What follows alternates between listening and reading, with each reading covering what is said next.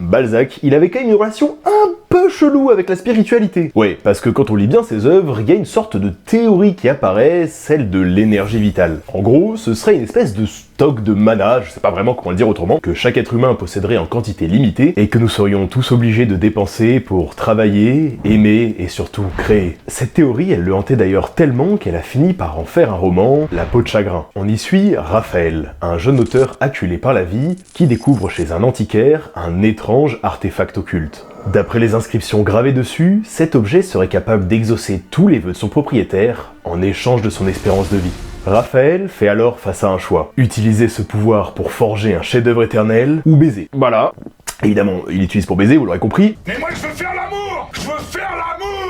Fatalement, après avoir fait ce choix de la futilité, Raphaël meurt seul, dévoré par les regrets. Et ma petite théorie perso, c'est que ce récit, c'est un cri d'angoisse très personnel pour Balzac. En effet, quand il écrit ce livre, il a déjà 30 ans, et quand il regarde en arrière, le bilan de sa vie est très amer. Il a bien tenté d'écrire une tragédie, Cromwell, mais vous n'en avez évidemment jamais entendu parler pour la simple et bonne raison qu'elle est Claqué au sol!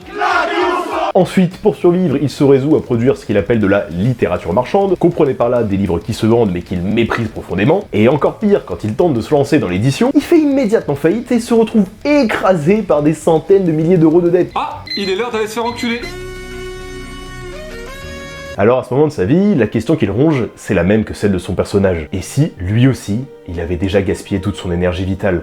Et s'il était déjà trop tard pour devenir le génie qu'il rêve d'être? Mais, par chance, c'est là que tout bascule. Contre toute attente, La peau de chagrin, c'est un immense succès. Alors là, le frérot n'attend pas une seule minute de plus pour adopter la mentalité Kaizen, et ça se ressent même dans ses bouquins. C'est par exemple l'époque de Rastignac, l'homme qui a appris à ne plus dissiper son énergie, mais à la concentrer, l'étudier, puis charger avec la force d'un boulet de canon, peu importe le prix. Commence alors l'époque d'une danse endiablée. Pendant 20 ans, Balzac s'enferme. Il écrit la nuit, 8, 10, 12 heures d'affilée, créant des dizaines d'histoires et des centaines de personnages. Lorsque son énergie vitale s'amenuise, il en retrouve une autre, factice, dans le café noir, qu'il boit par trentaines de tasses. En vrai, ce qui est bien avec ce gars, c'est qu'il est jamais dans l'abus. Bon, évidemment, avec tout ça, son corps est pas ravi, hein. Et pourtant, pour tous, il semble invincible. Théophile Gautier, l'un de ses plus proches amis, écrira même dans sa biographie « La mort cherchait par où l'attaquer, mais elle n'y trouvait aucune faiblesse. »